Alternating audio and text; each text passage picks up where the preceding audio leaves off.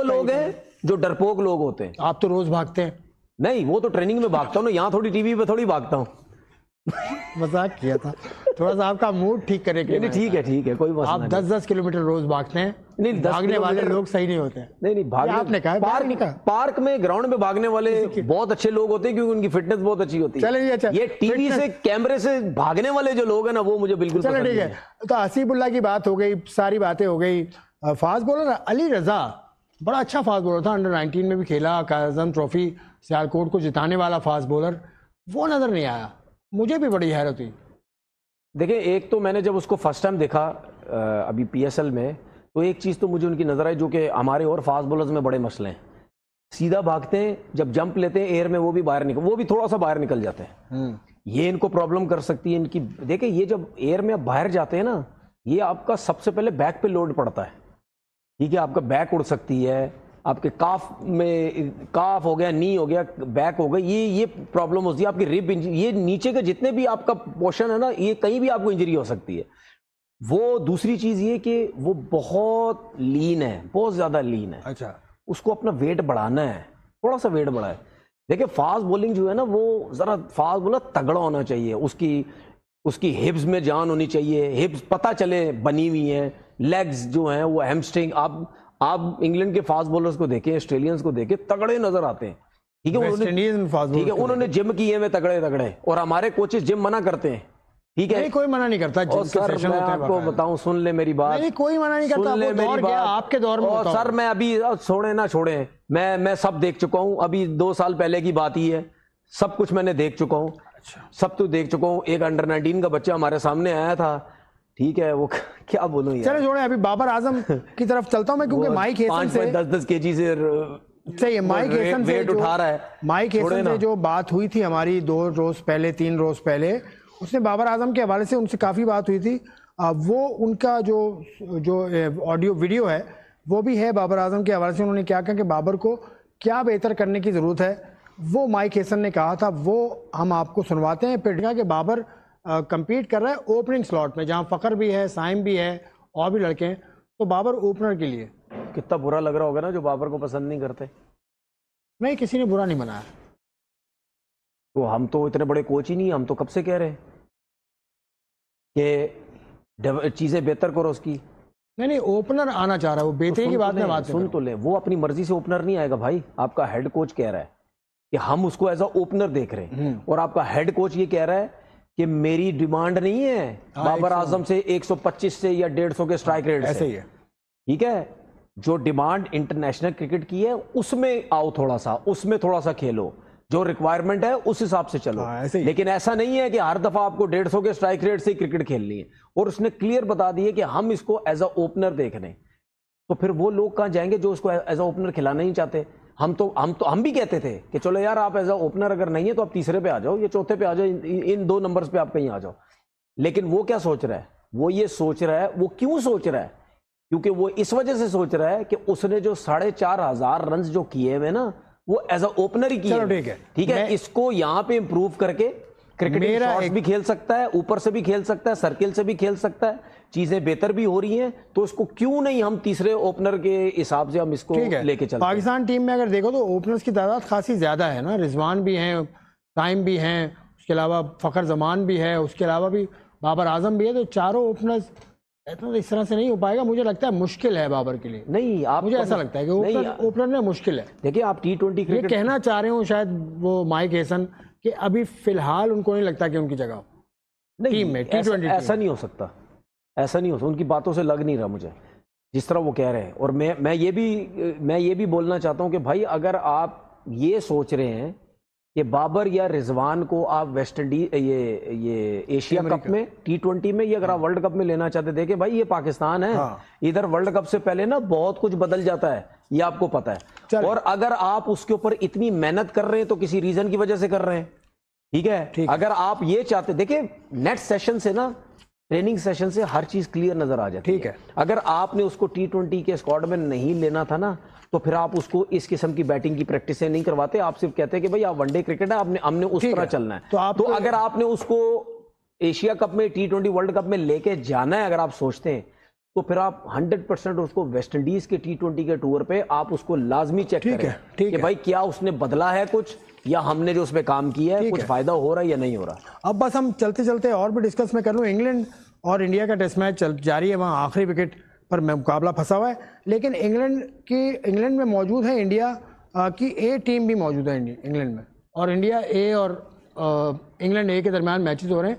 आज मैं score card देख रहा था तो उसमें मुझे 4 ऐसे टॉप के जो उनके लड़के हैं, उनमें से एंड्रू एक है, वॉन साहब का बेटा है, आर्ची वॉन, उसके अलावा डेनली साहब, कौन, वो माइकल वॉन का बेटा खेल रहा है, उसके अलावा जेन डेनली है, ये आपके सामने है, हमजा शेख हैं, ये तो खैर इनका ओरिजिन इंग्लिश नहीं है, बाकी रॉकी फ्लिंटॉफ। तो भाई साहब ये इंग्लैंड में भी होता है कि बेटा और भतीजा ये सब खेलते हैं, तो आपको इतराज किस बात पे है? ये कितने मैचेस की परफॉर्मेंस है? कितनी मैचेस की परफॉर्मेंस है? आप किसकी परफॉर्मेंस पूछ रहे हैं? ये लड़कों की जो आपने बताई है, एक सामने लिखा हुआ ना, सामने लिखा हुआ 2 रन बनाए हैं 4 बॉल। खैर ये तो अलग मैं यही तो कह रहा हूं ना भाई, ये एक इनिंग की बात है भाई, ये तो इनिंग की बात है। हाँ, तो टोटल कितनी परफॉर्मेंस है? आप अगर वॉन की बात करें तो उसने अंडर 19 खेली है 2024 में, और समर भी खेला है, लिस्ट ए डेब्यू भी उसने किया है, मेट्रो बैंक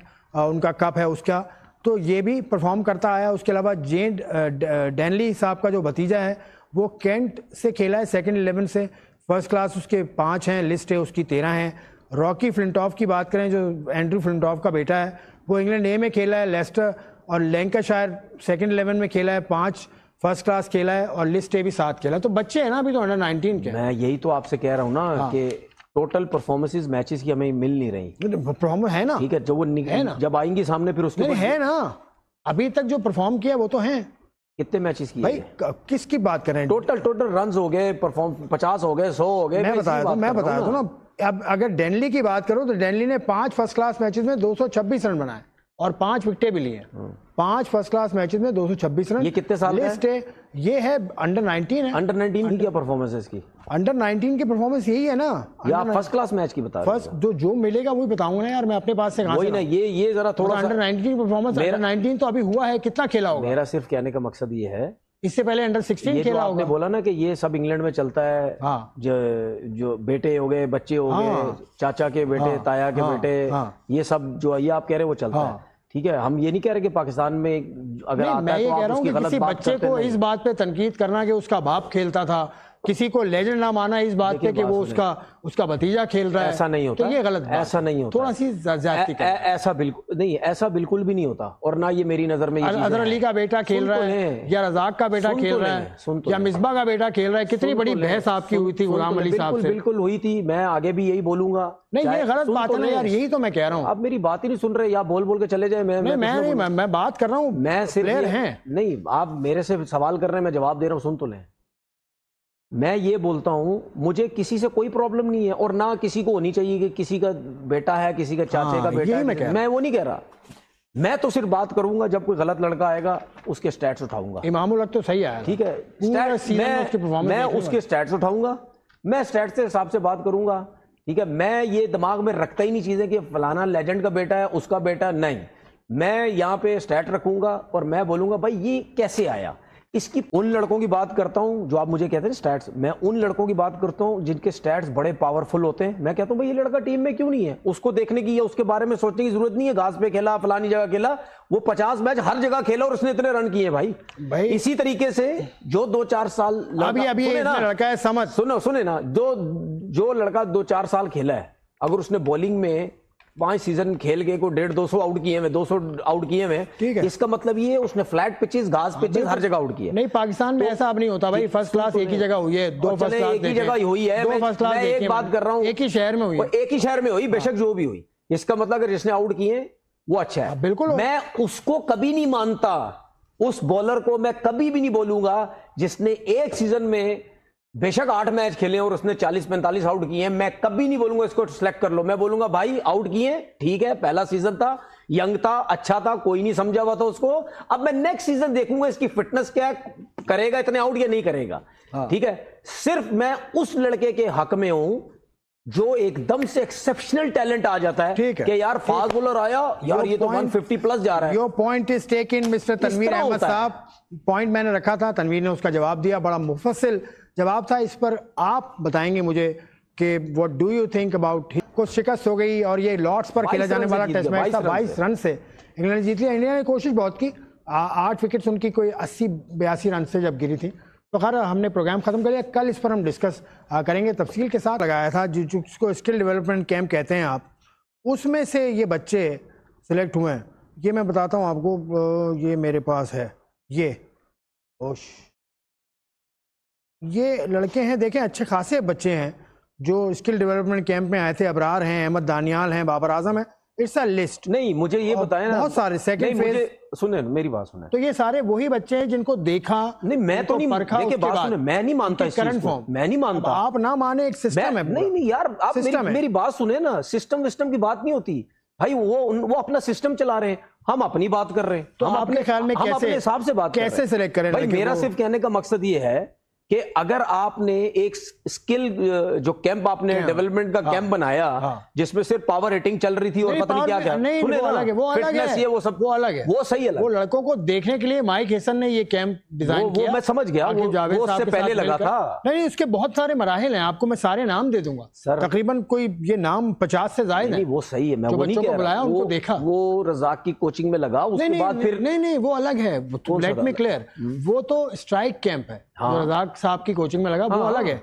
ये स्किल डेवलपमेंट कैंप है जो विमेन का भी आजकल लगा हुआ है। लेकिन ये स्किल डेवलपमेंट कैंप में 12-12, 13-13 लड़कों को बुलाया, बाबर को बुलाया, रिजवान को बुलाया, हसन अली को बुलाया, अली जरियाब को बुलाया, अहमद दानियाल को बुलाया, सारे बच्चे वो हैं। मैं वही बात आपसे उन्हीं में से सिलेक्ट किया। वो कैंप सेपरेट था, ये कैंप जो 10-10, 12-12 दिन 3 फेजेस में, 4 फेजेस में जो लगा, ये वो कैंप पे मुझे पता है। बिल्कुल। लेकिन मेरा सिर्फ कहने का मकसद ये है कि अगर आप ये समझते हैं कि ये लड़के बेहतर है डोमेस्टिक क्रिकेट में, तो आप उनको अगर कैंप के अंदर बुलाते हैं तो सिर्फ कैंप की हद तक रखो ना। आप उसको सिलेक्ट क्यों करते हो पाकिस्तान टीम के अंदर? के लिए बुलाया था ना, सिलेक्शन नहीं रखो ना आप, नहीं पाकिस्तान टीम में सिलेक्ट करो ना। असल में उस कैंप का मकसद, देखिए बात सुने, मैं पता क्या, मैं आपको कितनी दफा बोलता हूं यार, मैं कोशिश करता हूं कि लड़कों के नाम ना लूं, तो फिर पाकिस्तान टीम के अंदर 2-4 लड़कियां क्यों सिलेक्ट हुए मैं? उनको वो कैंप में अच्छे लगे होंगे अच्छे ना। भैया अमीर हमजा क्यों नहीं अच्छा लग रहा? सलमान इरशाद क्यों नहीं अच्छा लग रहा? ये सलमान इरशाद कैंप में नहीं था। हसीबुल्लाह क्यों नहीं अच्छा लग रहा? कैंप में नहीं था। नहीं तो क्यों नहीं है कैंप में? कैंप में ना होना एक अलग बात है, ना होना एक अलग बात है, उस पर बहस हो सकती है। मैं यही तो कह रहा हूं, मैं यही तो कह रहा हूं भाई। जो लड़का ये मेरे पास हसीबुल्लाह की परफॉर्मेंस निकाली हुई है, ठीक है, ये आपने जो इंग्लैंड के लिए और ऑस्ट्रेलिया की टीमें अनाउंस की हैं, क्या उसका नाम नहीं आ सकता? 24 फर्स्ट क्लास मैचेस में उसके 40 की तकरीबन एवरेज है, 550 से 400 है यार, 1000 से ऊपर रन है। लिस्ट ए में 51 की एवरेज है, 2301 रन है, 51 की एवरेज है, 50 मैच खेले हुए हैं, 10, 50 और 900 है। क्या ये लड़का नहीं है? इसकी बात नहीं करता, जो अच्छा लड़का है अगर वो अच्छा परफॉर्म कर रहा है, उसकी फिटनेस अच्छी है, तो उसको जरूर क्या बोलते हैं खेलना चाहिए। वरना अगर आप 31-32 साल की बात करते हैं ना, तो फिर 31-32 वाले आपके डोमेस्टिक क्रिकेट में भी नहीं होने चाहिए, फिर वहां से भी उनको फारिग करो। डोमेस्टिक में तो 38-38 वाले, 40-40 वाले, 35 से खेल रहे, फिर वो भी ना हो, लेकिन उनकी फिटनेस है, डोमेस्टिक खेलते हैं, पाकिस्तान भी खेलना चाहिए। इसमें एक फास्ट बॉलर आया मूसा खान। इसके बारे में मैं ये बोलना चाहता हूं कि भाई बस क्या ऑस्ट्रेलिया का बॉलर था ये भाई? बॉलर सुन तो ले, हाइट इतनी ज्यादा नहीं है, तो जरा स्निपी है, सुन तो ले, एक्सपीरियंस है, इस्लामाबाद यूनाइटेड से बहुत खेला है। इसके आगे ऑस्ट्रेलिया के टूर के लिए था ये और नसीम शाह जब आए थे। ओहो की बॉलर आ गया जी, अंडर 19 तिखा आ गया, हथों गेंद करता है, हथे जांदा है, खत्म थी उसकी क्रिकेट बस। भाई आप जाया करते हो। कहां गया? मैंने तो कुछ जगह बात भी की, मैंने बोला किधर गया मूसा खान? वो इसका गेंद तो 88-89 पे जा रहा है यार, ये तेज है, ठीक है। जिसको देखो तेज चाहिए भाई, यही चाहिए। मैंने कभी भी किसी के मुंह से ये नहीं सुना, जो भी ट्रायल्स होते कुछ भी, यार वो तो फास्ट बॉलर दिखाओ जिसका 82, 81, 83 पे है और नया बॉल बड़ा जबरदस्त करता है। मैंने कभी भी किसी के मुंह से नहीं सुना